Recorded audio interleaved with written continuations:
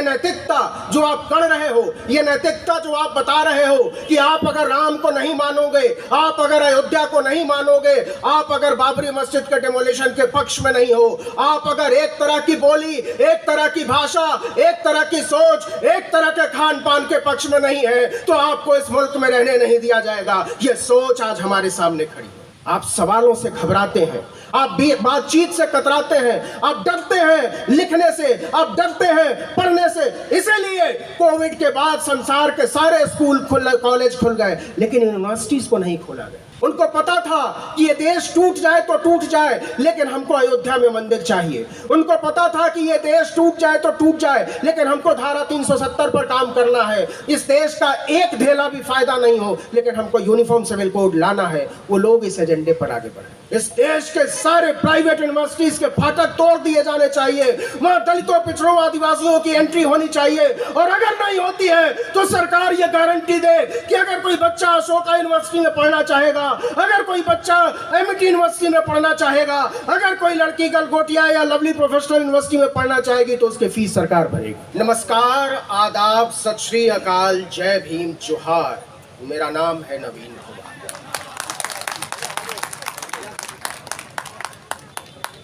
ये एक भावुक पल है, और मुझे यकीन नहीं हो रहा है कि मैं उस धरती से बोल रहा हूं जहां एक महामानव हुआ। मैं दिखना चाहिए। मुझे विश्वास नहीं हो रहा है कि मैं उन लोगों के बीच बोल रहा हूं जिसकी वजह से इस देश का, इस मुल्क का लोकतंत्र कायम है। मुझे यकीन नहीं हो रहा है कि मैं प्रोफेसर सुखदेव थोराट जैसे विद्वान व्यक्ति के सामने बोल रहा हूं। मैं चाहता था कि उन्हें सुनूं, और मुझे इंतजार है कि वो क्या बोलते हैं। थोड़ी बहुत समझ पत्रकारिता की है मेरी। समाज के बीच जाता रहा हूं, लेकिन सबसे पहले मैं बधाई देना चाहता हूं इस कार्यक्रम के आयोजकों को। मैं जानता हूं कि इस तरह के कार्यक्रम करने में कितने मुश्किलात आती हैं। मैं समझता हूं कि कितना मुश्किल हुआ होगा इस जगह को हासिल करने में। मैं समझता हूं कि कहां से 58, 54, 10 रुपए, 20 रुपए का कंट्रीब्यूशन लेकर आप हमारी तरह के लोगों को बुलाते हैं और दिन भर सुनते हैं। लेकिन आयोजकों से भी ज्यादा मैं शुक्रगुजार हूं यहां सुनने आए अब आप सब लोगों का। आप कल से लगातार यहां बने हुए हैं, और सबसे ज्यादा शुक्रगुजार हूं मैं यहां उपस्थित महिलाओं का। मैं जब वापस दिल्ली जाऊंगा, अपने गांव जाऊंगा, तो मैं वहां जाकर बताऊंगा कि नागपुर की औरतें बाबा साहब के गीत गाती हैं। मैं जब यहां से जाऊंगा तो बताऊंगा कि बदलाव कहां से आएगा। अब मैं पत्रकारिता पर आता हूं। ये एक बहुत मुबारक मौका है कि संविधान दिवस के मौके पर प्रोफेसर आनंद तेलतुंबड़े बाहर आए, लेकिन यह मुबारक मौका नहीं है। मैं तो पूछना चाहता हूं कि प्रोफेसर तेलतुंबड़े का कसूर क्या है? आपने 2 साल तक क्यों बंद रखा उनको? मैं पूछना चाहता हूं कि गौतम नौलखा का कसूर क्या है? मैं पूछना चाहता हूं कि सुधा भारद्वाज का कसूर क्या है? कसूर है उनका लोकतंत्र के पक्ष में खड़ा होना। कसूर है उनका इंसानियत के पक्ष में खड़ा होना। इस मुल्क में आज हुकूमत का ऐलान है कि जो भी लोकतंत्र के पक्ष में खड़ा होगा, जो भी संविधान के पक्ष में खड़ा होगा, जो भी न्याय के पक्ष में खड़ा होगा, जो भी बराबरी के पक्ष में खड़ा होगा, जो भी समता और बंधुत्व के पक्ष में खड़ा होगा, या तो उसको गोली मारी जाएगी और नहीं तो उसको जेल जाना होगा। हम चौराहे पर खड़े हैं और हमारे सामने लकीर बहुत साफ है। हमको चुनने के लिए कह दिया गया है कि आप चुनेंगे क्या, आप जेल चुनते हैं कि बराबरी चुनते हैं, आप मौत चुनते हैं, आप इंसानियत चुनेंगे, आप संविधान चुनते हैं या फिर मनु की संहिता चुनते हैं? तो फर्क है कहां? हमारे सामने विकल्प है क्या? हमारी और आपकी तरह के लोगों के सामने बिल्कुल सीधी सड़क है और वह सड़क संविधान की है। लेकिन इससे आगे का सवाल यह है कि संविधान बचेगा क्या? क्या संविधान बचेगा?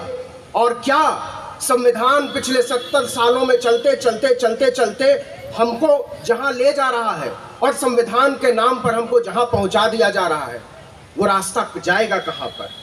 अभी ईडब्ल्यूएस का मामला आया कोर्ट में, सुप्रीम कोर्ट के सामने महमूद प्राचा साहब बोल कर गए हैं, लेकिन एक बात बड़ी साफ है कि सब कुछ संविधान के दायरे में हो गया है। संविधान पीठ ने कहा कि ईडब्ल्यूएस का आरक्षण जायज है, मतलब आपने ऑफिशियली मान लिया कि 50% का जो ब्रैकेट था उसको तोड़ देना जायज है और आप 60% के खांचे में चले गए, पूरे तरीके से संविधान के दायरे में। तो एथिक्स जो आप कहते हैं, जो आप नैतिकता की बात करते हैं, वो नैतिकता किसके लिए है, वो नैतिकता किसके खिलाफ है, इस बात पर बात होनी चाहिए। ये नैतिकता जो आप कर रहे हो, ये नैतिकता जो आप बता रहे हो कि आप अगर राम को नहीं मानोगे, आप अगर अयोध्या को नहीं मानोगे, आप अगर बाबरी मस्जिद के डेमोलिशन के पक्ष में नहीं हो, आप अगर एक तरह की बोली, एक तरह की भाषा, एक तरह की सोच, एक तरह के खान पान के पक्ष में नहीं है, तो आपको इस मुल्क में रहने नहीं दिया जाएगा। ये सोच आज हमारे सामने खड़ी है। तो सवाल है कि क्या हम इस तरीके से सोचने के लिए तैयार हैं? बाबा साहब जैसा आदमी हमारे बीच हुआ जिसने कहा कि एक तरह की सोच नहीं चल सकती है, आपको 1000 तरह के सोचों को आगे आने देना होगा। लोहिया साहब ने कहा हजारों फूलों को खिलने दो। तो फूल का मतलब क्या? फूल का मतलब बाग नहीं, फूल का मतलब नागरिक। तो क्या हमको एक तरीके से सोचने के लिए बाध्य किया जा रहा है? आज इस देश हम पत्रकारिता पर बात करना चाहते हैं, तो सवाल है कि सिद्दीक कप्पन का क्या होगा, उमर खालिद का क्या होगा? फैलाया जा रहा है कि जवाहरलाल नेहरू यूनिवर्सिटी को बंद कर दिया जाना चाहिए, फैलाया जा रहा है कि अलीगढ़ मुस्लिम यूनिवर्सिटी को बंद कर दिया जाना चाहिए, फैलाया जा रहा है कि देश की जामिया मिलिया इस्लामिया यूनिवर्सिटी को बंद कर देना चाहिए। तो क्यों बंद कर देना चाहिए? क्या इसलिए बंद कर देना चाहिए कि वहां आतंकवादी पलते हैं? क्या इसलिए बंद कर दिया जाना चाहिए कि वहां देशद्रोही पलते हैं? क्या इसलिए बंद कर दिया जाना चाहिए कि सरकार की सोच वहां पे पढ़ाने वाले लोगों के खिलाफ है? नहीं साहब, आप इसलिए बंद कर देना चाहते हैं कि आप दलितों के पढ़ने के खिलाफ हैं, आप इसलिए बंद करना चाहते हैं कि आप पिछड़ों के पढ़ने के खिलाफ हैं, आप इसलिए बंद करना चाहते हैं कि आप आदिवासियों और पसमानदा के पढ़ने के खिलाफ हैं, क्योंकि आपको पता है 10 रुपए, 20 रुपए, 50 रुपए की रसीद पर पढ़ने वाले लोग कल को संविधान बचाने के लिए निकलेंगे तो आपके लिए चेहरा छिपाना मुश्किल हो जाएगा। आप कॉन्स्पिरेसी को समझिए। ये जो साजिश रची जा रही है चोर दरवाजे से, ये जो बात की जा रही है प्राइवेट एजुकेशन की, आप प्रोफेसर साहब बैठे हुए हैं, 1995 में इस देश में एक प्राइवेट यूनिवर्सिटी थी, सिक्किम मणिपाल यूनिवर्सिटी। आज इस देश में 422 प्राइवेट यूनिवर्सिटी है। आप सोचिए 25 साल में ये 450 गुने का ग्रोथ है। और आप देखिए कि सरकारी यूनिवर्सिटी कितने खुली, आप देखिए कि सरकारी कॉलेज कितने खुले। फिर आप देखिए कि आज यूजीसी ने पिछले महीने एक गाइडलाइन जारी की, उसने एक हिफा बना दिया, हायर एजुकेशन फंडिंग एजेंसी। हिफा क्या करेगा? वो क्या करेगा कि यूनिवर्सिटी को कर्जा देगा, कॉलेजेस को कर्जा देगा कि आप साहब पढ़ाइए, पढ़ाने के लिए आपको बिल्डिंग की जरूरत पड़ेगी, आपको प्रोफेसर की जरूरत पड़ेगी, आपको इंफ्रास्ट्रक्चर की जरूरत पड़ेगी, इसके लिए हम आपको कर्जा देंगे। और यूनिवर्सिटी का वाइस चांसलर, कॉलेज का प्रिंसिपल किसी बैंक एजेंट की तरह काम करेगा। वो छात्रों से पैसा कमाएगा और हेफा को सूद समेत वापस करेगा। ये प्रोफेसर जगदीश कुमार ने कहा है इंटरव्यू में कि ये जो आप मॉडल चला रहे हो एजुकेशन का, ये चलने वाला नहीं है। तो सवाल है कि जब हेफा से कर्जा लेकर मुनाफे पर यूनिवर्सिटी चलेगी तो मुनाफाखोर पैदा होगा, देश का नागरिक पैदा नहीं होगा। तो इस देश की पूरी व्यवस्था को मुनाफाखोरों के हाथ में डाल देने की जो साजिश रची जा रही है, इस देश के पूरे दिमाग को जो एक तरीके से सोचने के लिए अभ्यस्त बनाया जा रहा है, उस सोच को समझने की जरूरत है, उसको काउंटर करने की जरूरत है। और वो काउंटर हम तब करेंगे जब हम संविधान को समझेंगे, जब हम समझेंगे कि आर्टिकल 19 क्या है, जब हम समझेंगे कि आर्टिकल 14 क्या है, जब हम समझेंगे कि आदमी और आदमी को अलग नहीं किया जा सकता है। आप कहते हो कि ईडब्ल्यूएस की जरूरत है, आप कहते हो कि आरक्षण जो है एक आर्थिक कार्यक्रम है, यह गरीब लोगों के लिए चलाया जाना चाहिए। देश का एक सुप्रीम कोर्ट का एक जज कहता है कि नहीं साहब, आरक्षण को अंतहीन समय के लिए जारी नहीं रखा जा सकता, इस पर विचार करना पड़ेगा। तो बताइए जज साहब, एक ब्राह्मण का नाम बताइए जिसको पानी, मटकी का पानी पीने की वजह से जिसके बच्चे को मार दिया जाता है। बताइए जज साहब, इस मुल्क को बताइए कि जिसको पगड़ी पहनने की वजह से मार दिया जाता है। बताइए जज साहब, आप बताइए जिसको घोड़ी पर चढ़ने से उतार लिया गया। और अगर आप इसका जवाब नहीं देते हैं तो इस देश को जातीय आरक्षण की जरूरत है, क्योंकि ये एक सामाजिक उन्मूलन कार्यक्रम जो आप कहते हैं, जो एक सामाजिक अपराध हुआ है, केवल उसको सॉरी कहने का तरीका है, लेकिन काम इससे भी नहीं चलेगा। बात को आगे ले जाना पड़ेगा। बात को इसलिए आगे ले जाना पड़ेगा कि जब आप प्राइवेट यूनिवर्सिटीज खोल रहे हो, जब आप प्राइवेट नौकरियां कर रहे हो, तो आप इस घपले में नहीं फंसा सकते इस देश को कि आरक्षण केवल सरकार में जारी रहेगा। 69,000 नौकरियां निकली उत्तर प्रदेश में, बंदरबाट हो गया। कल 15 लोगों का रिजल्ट आया है, ओबीसी की 1 सीट है। यह सब संविधान के दायरे में हो रहा है, यह सब नियम और कानून के दायरे में हो रहा है। इसलिए मैं आपको सचेत करने आया हूं कि जो खेल खेला जा रहा है उस खेल को समझिए। आप देखिए कि पिछले 20 साल में, पिछले 15-20 साल में जो टेलीविजन के चैनल खुले, वो किसके खुले, सरकार ने किसके खुलवाए, वो किसकी बात करेगा, इसको समझना इसलिए जरूरी है कि आप समझें मीडिया का इकोसिस्टम कैसे काम करता है। जो आपकी शिकायत रहती है कि मीडिया हमारी बातें नहीं दिखाता या मीडिया हमारी बातों को तोड़ मरोड़ कर दिखाता है, तो इसको समझना बड़ा आसान है।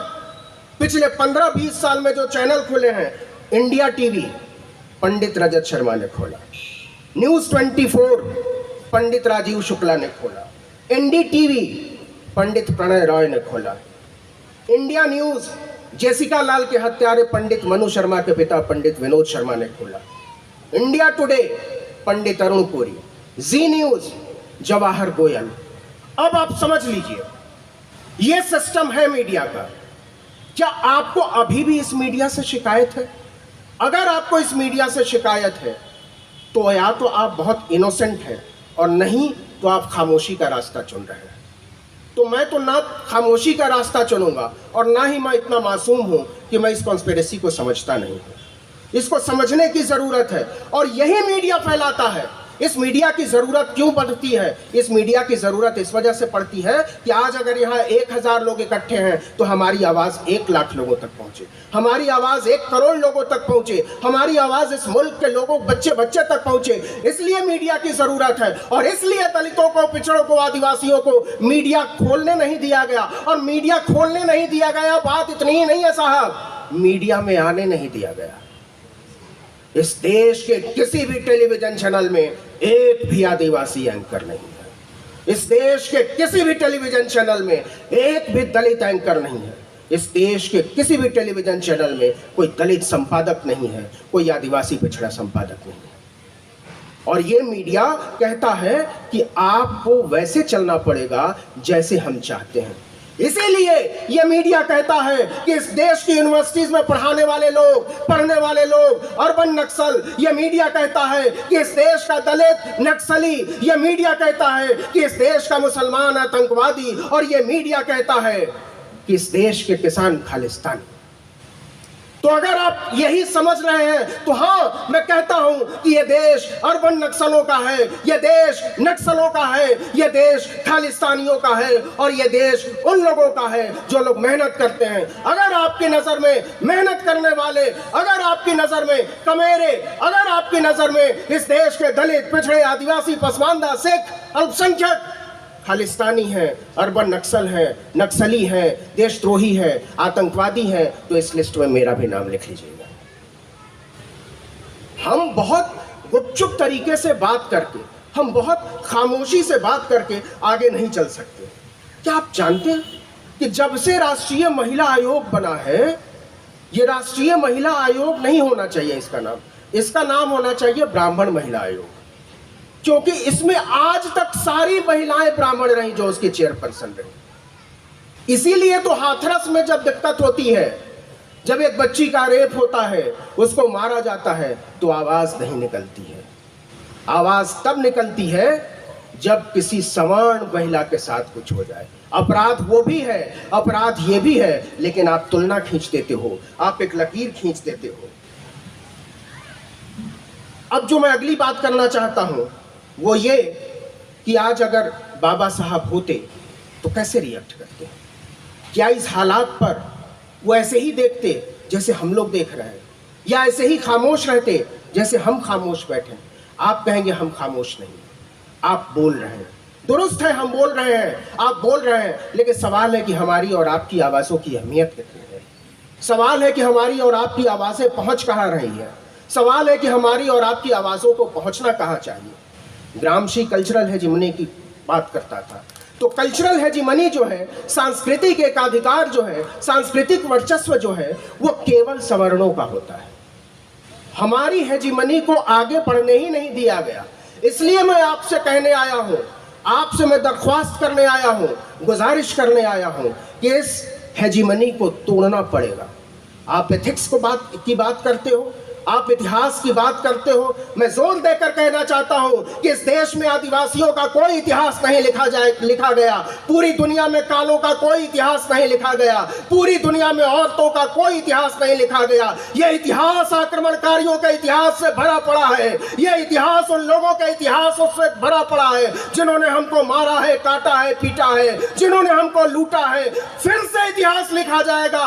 दलित फिर से इतिहास लिखेंगे, पिछड़े फिर से इतिहास लिखा जाएगा, फिर लिखेंगी औरतें अपना इतिहास, और उस दिन दुनिया की सभ्यता की सबसे बड़ी चोरी पकड़ी जाएगी।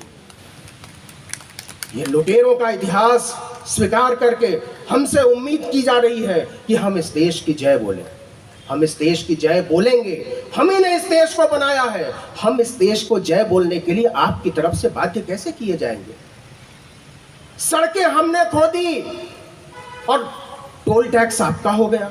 झूठे बर्तन हमने धोए और बर्तनों की मिलें आपकी हो गई। कमाल है। ये चल सकता है क्या?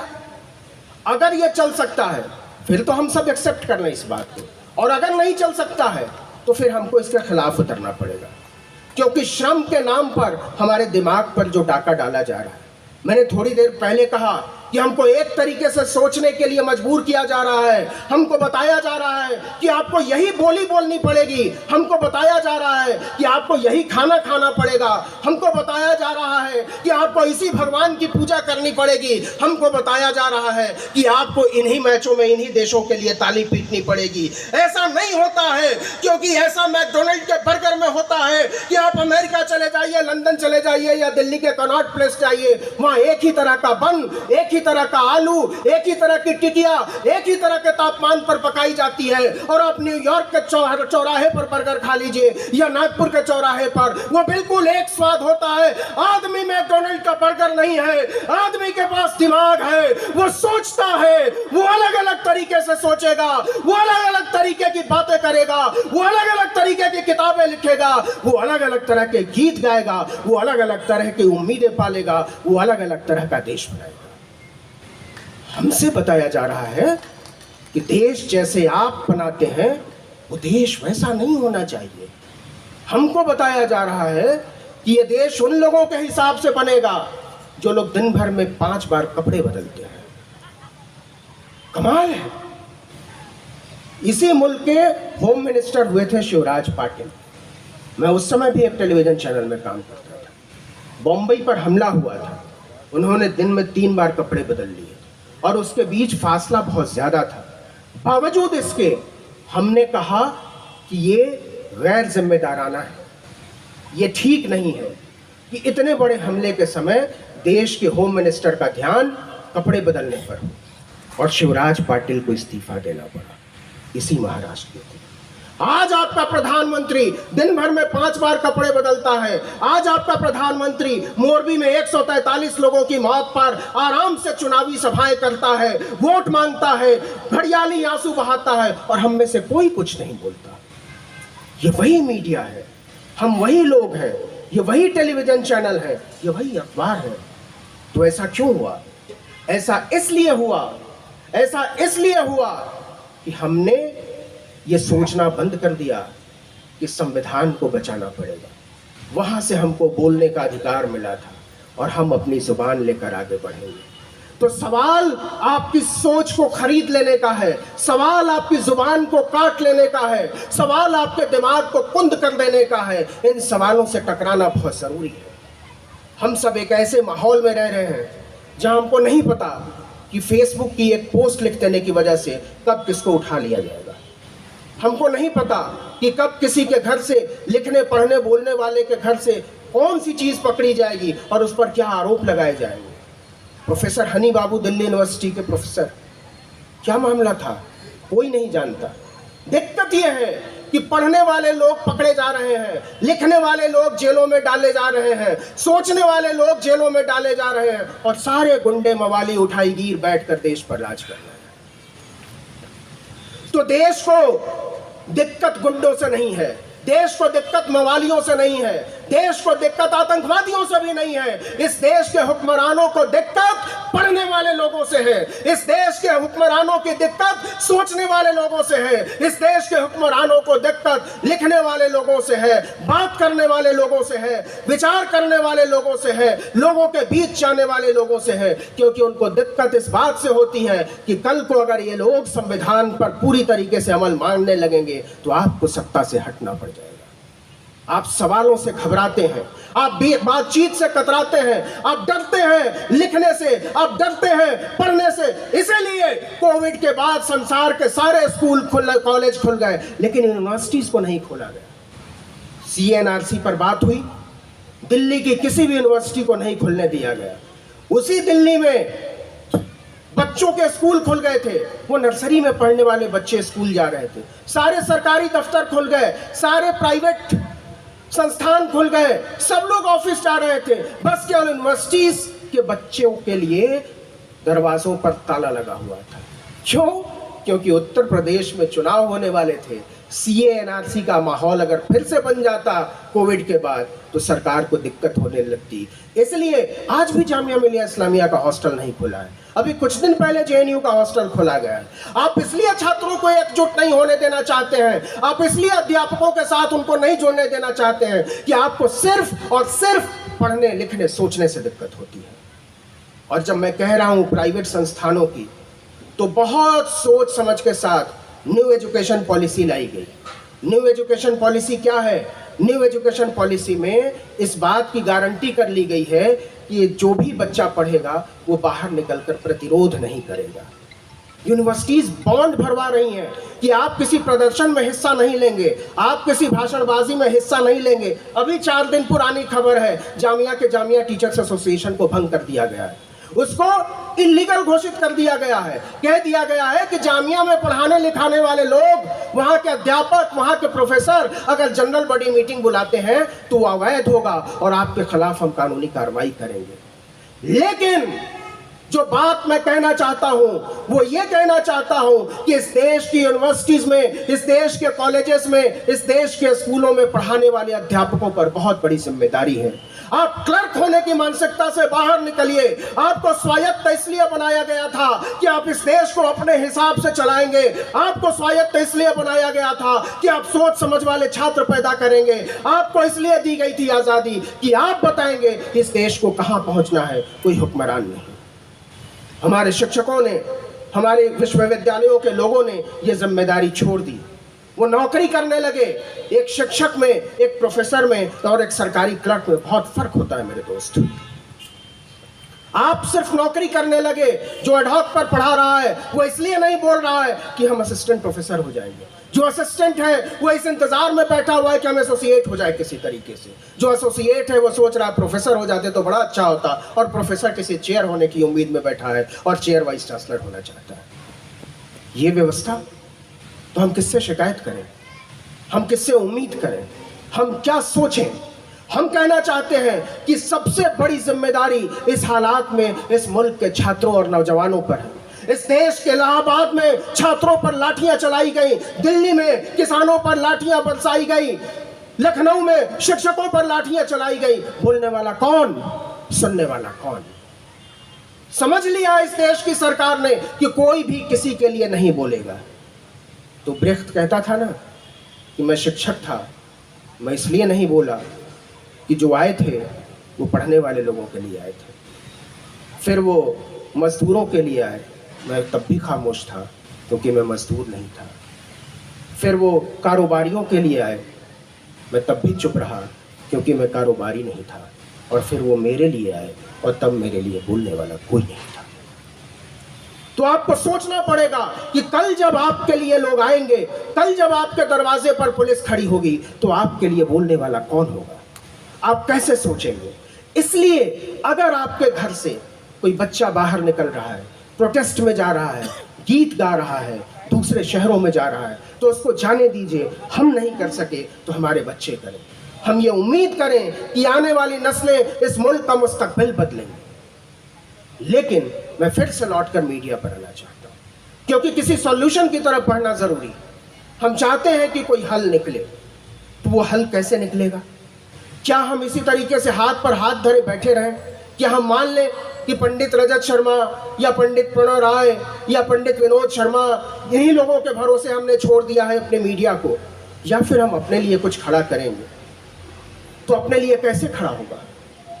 आप सोचिए, अगर बाजार के हिसाब से भी सोचें, अगर मार्केट इकोनॉमिक्स के हिसाब से भी सोचें, तो इस देश में 85% आबादी उन लोगों की है जो न्याय चाहते हैं। इस देश में बहुसंख्यक आबादी बहुजनों की है। इस देश में ज्यादातर आबादी उन लोगों की है जो समता, न्याय, बंधुत्व में यकीन करते हैं। लेकिन इस देश का मीडिया वो लोग चलाते हैं जो लोग इन सारे विचारों को रौंद देना चाहते हैं।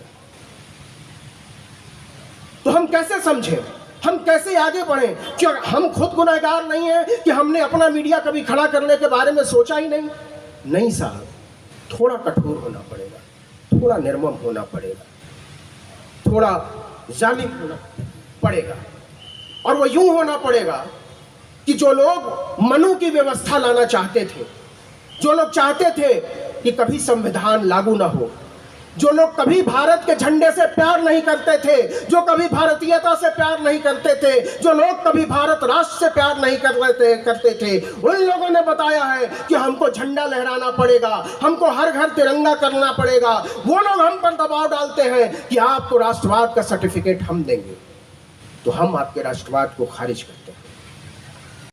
फिर से जर्नलिज्म पर आते हैं कि वो लोग ऐसा क्यों कर पाए। वो लोग ऐसा इसलिए कर पाए क्योंकि उनको अच्छी तरीके से पता था कि उनको क्या करना है। उनको पता था कि ये देश टूट जाए तो टूट जाए, लेकिन हमको अयोध्या में मंदिर चाहिए। उनको पता था कि ये देश टूट जाए तो टूट जाए, लेकिन हमको धारा 370 पर काम करना है। इस देश का एक ढेला भी फायदा नहीं हो, लेकिन हमको यूनिफॉर्म सिविल कोड लाना है। वो लोग इस एजेंडे पर आगे बढ़े। और इस एजेंडे पर कैसे आगे बढ़ रहे थे? उन्होंने अपना मीडिया खड़ा किया। जब इस देश में 50 साल तक वो हुकूमत में कहीं नहीं थे, तब भी ऑर्गेनाइजर चलता रहा, तब भी 5 जंगे चलता रहा, तब भी स्वदेश चलता रहा। लेकिन मूक नायक कहां गया? जस्टिस कहां गया? समता कहां गया? क्यों? क्या हमारे पास सत्ता नहीं आई थी? क्या हमारे पास मौका नहीं था? या हमारे नेताओं को पता ही नहीं था कि उनको करना क्या है?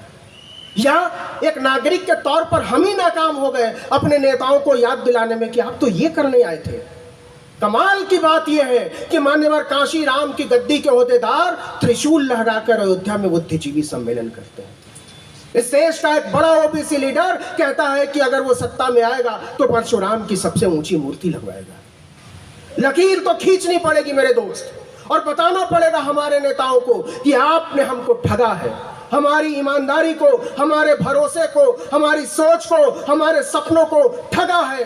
आपने नहीं खड़ा होने दिया हमारा मीडिया, आपने नहीं बनने दिया हमारे संस्थान, आपने नहीं बनने दिया हमारे हिसाब के स्कूल और अस्पताल और संस्थान, यूनिवर्सिटी और कॉलेज। तो क्यों नहीं बनाया? इसलिए नहीं बनाया एक जो कठोर बात मैं कहना चाहता हूँ वो ये कि ओबीसी, दलित, आदिवासी लीडरशिप की सबसे बड़ी क्राइसिस जो मैं देखता हूँ वो ये है कि आखिर में जाकर उसको ब्राह्मण होना है। वो उन्हीं लोगों से वैधता चाहता है जिनके खिलाफ वो लड़ने चला था। वो उन्हीं लोगों की तरह दिखना, होना, अपनी बोली भाषा चाहता है जिसके खिलाफ वो इसकी पूरी वैचारिकी थी। वो उन्हीं लोगों की तरह सामने नजर आना चाहता है जिन लोगों से वो नफरत करता था। तो जिन लोगों ने हमको रौंदा, जिन लोगों ने हमको लूटा, जिन लोगों ने हमारे सपने छीने, जिन लोगों ने हमसे बात नहीं की, जिन लोगों ने हमको मंदिरों में चढ़ने नहीं दिया, जिन लोगों ने हमको स्कूलों में पढ़ने नहीं दिया, जिन लोगों ने हमको सार्वजनिक नलकों से पानी नहीं पीने दिया, उनसे हम अपनी वैचारिकी की वैधता चाहते हैं। तो बेईमान हम भी हैं, हमारे नेता भी हैं। आइडियोलॉग का काम चुपचाप से बर्दाश्त कर जाना नहीं होता है। हमको बताना तो पड़ेगा कि हमारे पास उत्तर प्रदेश में 4 बार से ज्यादा, बल्कि 7 बार सत्ता आई। बिहार में पिछले लगभग 30-35 साल से बहुजन का राज है। तो आपके अखबार क्यों नहीं है? अरे भाई, एक सरकार पिछले 8 साल पहले आई है, उसने जी न्यूज अपना कर लिया, उसने रिपब्लिक नेटवर्क खोल लिया, उसने पता नहीं भारत 24 खोल लिया। वो जब आता है तब नया कुछ करके जाता है। आपको एक राज की बात बताऊं, इंडिया टीवी जब 2003 में शुरू हुआ था तो उसके पीछे गुजरात का बहुत पैसा लगा हुआ था और वो इस उम्मीद पर खड़ा किया गया कि 2004 में इनकी सरकार आएगी, उन्हीं महारथी की। लेकिन 2004 में उनकी सरकार नहीं आई, 2009 में भी नहीं आई, और वो 10 साल तक टेलीविजन चैनल में पैसा लगाते रहे, लगवाते रहे। वो इसलिए लगवाते रहे कि उनको पता था कि आने वाले दिनों में हमको इनकी जरूरत पड़ेगी।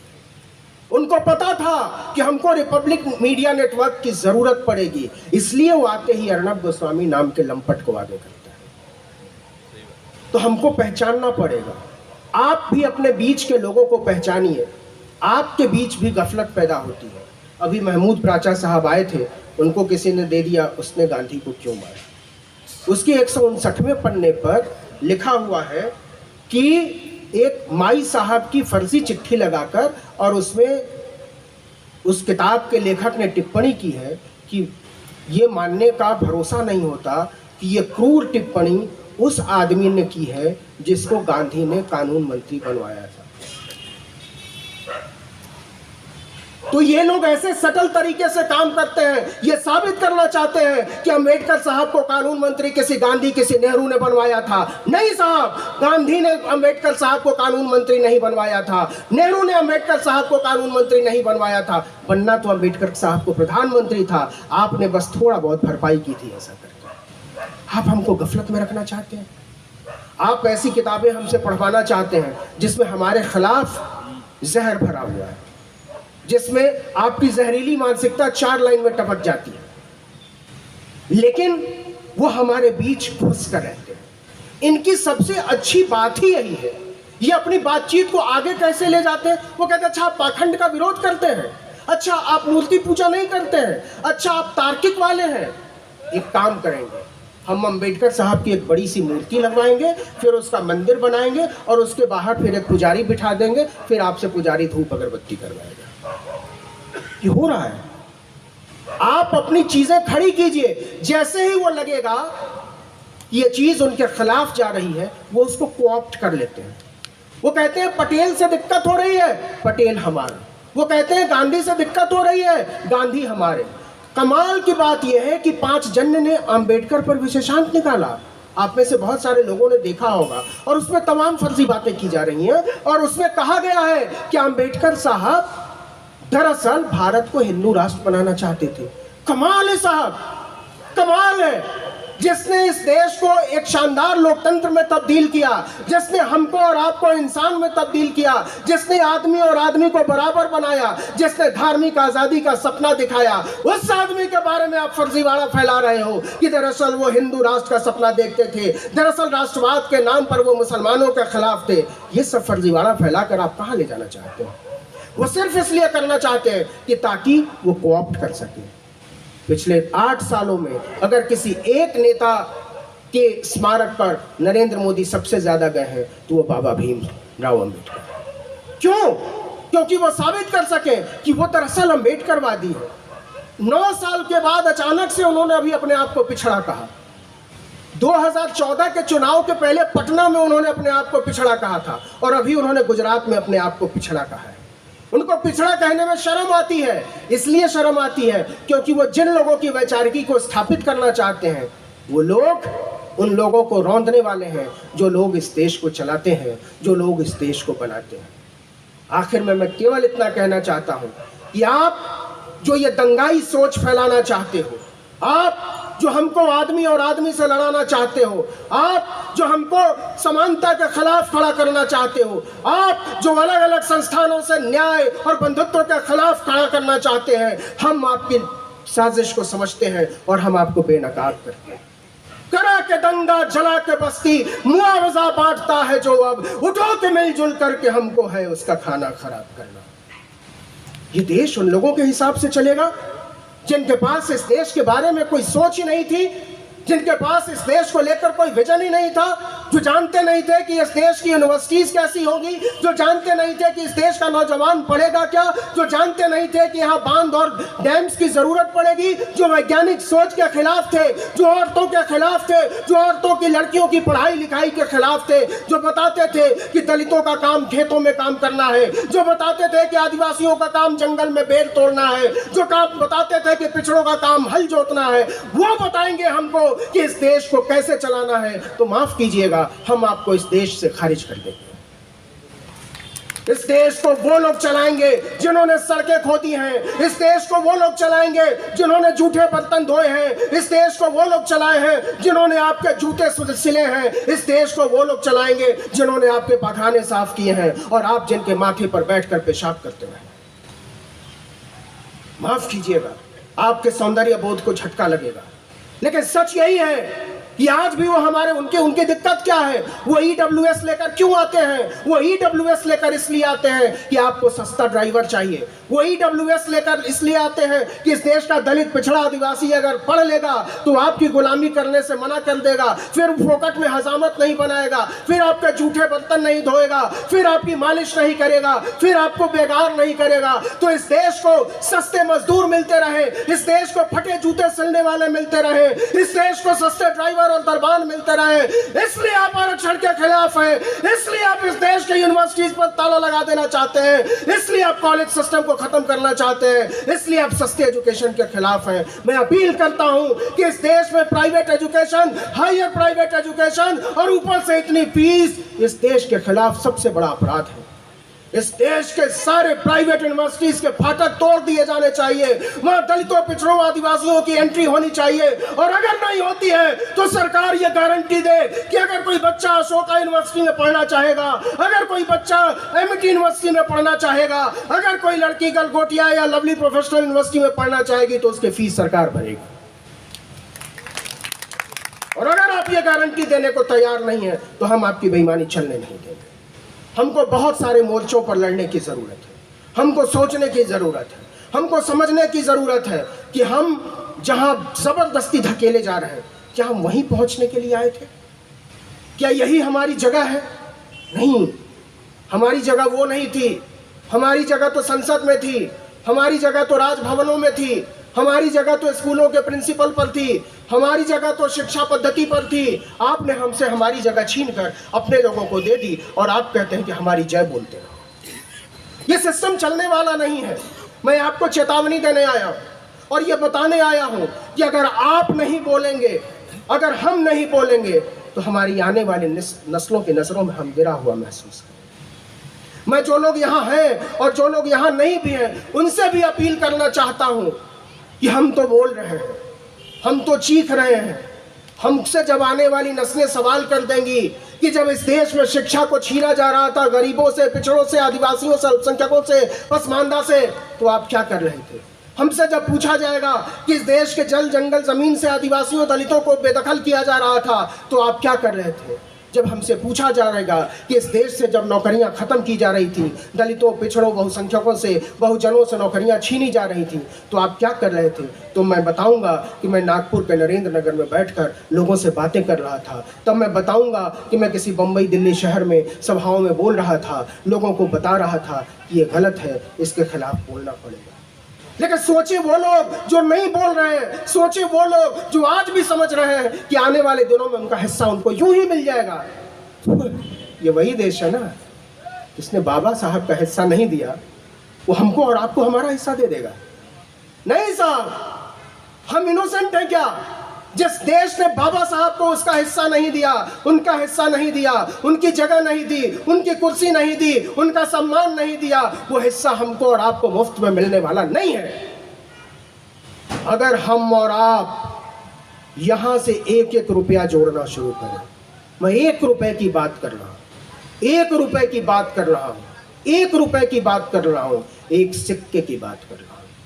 अगर हम और आप यहां से एक एक रुपया जोड़ना शुरू करें और इस देश का हर दलित, पिछड़ा, आदिवासी, अल्पसंख्यक एक एक रुपया जोड़ना शुरू करे, तो इस देश का सबसे बड़ा मीडिया हाउस खड़ा हो सकता है। अगर हर 100 में से एक बहुजन अखबार पढ़ना शुरू करे, तो टाइम्स ऑफ इंडिया से 100 गुना बड़ा अखबार खड़ा हो सकता है। तो क्यों खड़ा नहीं होता? इसलिए नहीं खड़ा होता कि मिशन कहीं खत्म हुआ। पकाई हुई रोटियां बहुत ज्यादा दिनों तक नहीं चलती। बाबा साहब कुछ रोटियां पका गए थे तो बैठकर हम लोगों ने खा लिया, साल दर साल खाया। फिर मान्यवर कांशीराम ने रोटियां पकाई, फिर हम लोगों ने खाया। अब होता क्या है कि पकाई हुई रोटियां खत्म हो जाती हैं, वो अंतहीन समय के लिए नहीं होती हैं। तो हमारी जिम्मेदारी है कि हम आने वाली नस्लों के लिए रोटियां पकाएं। हम बताएं कि हमने तुम्हारे लिए छोड़ा क्या है। हम बताएं कि हमसे जो छीना गया था उससे ज्यादा हम तुमको सौंप कर जा रहे हैं। हम बताएं कि जो हम तुमको देकर जा रहे हैं उससे ज्यादा तुम अपनी आने वाली पीढ़ी को देना। हम नहीं बता सकेंगे तो हमारी आने वाली नस्लें बताएंगी। लेकिन यह इतिहास लिखा गया कि बहुजनों की हर पीढ़ी ने अपनी आने वाली पीढ़ी को उससे ज्यादा दिया गया जितना उससे छीना गया था। हम हाय तौबा मचाकर अगर यहाँ सोच रहे हैं कि सब चीज़ें दुरुस्त हो जाएंगी, तो दुरुस्त होने वाली नहीं। हम सोचते हैं कि हम मुसलमान पर अगर इसलिए नहीं बोले क्योंकि हम मुसलमान नहीं, हम इसलिए नहीं बोले लव जिहाद पर क्योंकि हम लव जिहाद हमने नहीं किया है, तो ऐसा चलने वाला नहीं। हमको बोलना पड़ेगा। हमको एक बड़े एका की ज़रूरत है। दलितों को, पिछड़ों को, आदिवासियों को, पसमानदा को, सबको एक साथ आना पड़ेगा। बहुत टूट है, आप जानते हैं। उत्तर प्रदेश के गांव में दलित समुदाय के एक कमलापति त्रिपाठी उत्तर प्रदेश के मुख्यमंत्री हुआ करते, वो चुनाव प्रचार कर रहे थे। एक दलित के यहाँ गए और उनको पानी दिया गया, उन्होंने पानी नहीं पिया। उनसे कहा गया कि आप दलितों का वोट चाहते हैं तो आप पानी नहीं पिएंगे। तो उन्होंने वही गिलास उठाकर एक दूसरी दलित कास्ट के आदमी के आगे रख दिया कि मैं तो पी लूँगा, पहले ये पी लो। वो भी दलित, उन्होंने भी नहीं पिया। तो कमलापति त्रिपाठी ने कहा कि जब तक तुम उसका पानी नहीं पियोगे, वो तुम्हारा पानी नहीं पिएगा, इस देश में हम लोग राज करते हैं। तो इस देश में रोटी और बेटी के रिश्ते की जरूरत है। हमको उस तरफ आगे बढ़ना पड़ेगा। हम अगर वाकई समता, न्याय, बंधुत्व के पैरोकार हैं तो जातियों के खित्ते में बंटकर हम लोग बहुत ज्यादा दूर तक आगे नहीं जा सकते। आखिर में मैं सिर्फ इतना कहना चाहता हूं कि एक बड़ी मुहिम के सहभागी बन रहे हैं हम लोग। आप जैसे सोच रहे हैं वैसे देश के अलग अलग हिस्सों में लोग सोच रहे हैं। आप जिस रास्ते पर बढ़ रहे हैं उस रास्ते पर बहुत सारे लोग आगे बढ़ना चाहते हैं। सबको एक साथ आने की ज़रूरत है। सबको बंधुत्व के रास्ते पर आगे बढ़ने की ज़रूरत है। हमको बताना पड़ेगा, हमको उदाहरण के तौर पर पेश करना पड़ेगा अपने आप को कि वाकई हम इस देश को बेहतर बनाना चाहते हैं। वाकई हमको साबित करना पड़ेगा कि इस देश के संविधान के असल रखवाले हम हैं। हमको बताना पड़ेगा कि इस देश को जो बनाने वाले लोग हैं वो हम हैं और हम ही इस देश को चलाने वाले सबसे बेहतर लोग हैं। हमको एक साथ इकट्ठे होकर, एक तरह से बोली बोलकर, एक तरह का नेतृत्व स्वीकार करके, थोड़ा मन मार के हम लोग थोड़ा सा अपनी नाक छोटी कर लें। अगर हम अपनी नाक छोटी कर लेंगे ना तो बहुत सारी चीज़ें बन सकती हैं। दिक्कत यह है कि हमारा ईगो बहुत बड़ा हो गया है। हम आपकी नहीं सुनना चाहते, ये उनकी नहीं सुनना चाहते, वो उनकी नहीं सुनना चाहते। हम सबको एक दूसरे को सुनना पड़ेगा, हम सबको एक दूसरे की बोली भाषा समझनी पड़ेगी, हम सबको एक दूसरे की बात करनी पड़ेगी। हमको अपना मीडिया भी खड़ा करना पड़ेगा, हमको अपनी पॉलिटिकल पार्टी भी खड़ी करनी पड़ेगी, हमको अपने स्कूल कॉलेज अस्पताल बनाने पड़ेंगे, हमको अपने संस्थान बनाने पड़ेंगे, हमको हमारे नेताओं को मजबूर करना पड़ेगा कि हमारे लिए यूनिवर्सिटी बनाइए, हमको हमारे नेताओं को मजबूर करना पड़ेगा कि हमारे लिए कॉलेज बनाइए, हमारे लिए स्कूल बनाइए, हमारी औरतों के लिए बेहतर इंस्टीट्यूशन बनाइए, तब जाकर कोई बात बनने वाली है। अंत में केवल एक लाइन पर मैं अपनी बात खत्म करना चाहता हूं कि बेलचे लाओ, बेलचे लाओ, खोदो जमीन की तहें, बेलचे लाओ, खोदो जमीन की तहें, कुछ पता तो चले दफन कहाँ हूं मैं, कुछ पता तो चले दफन कहाँ हूं मैं। जय भीम, जय संविधान।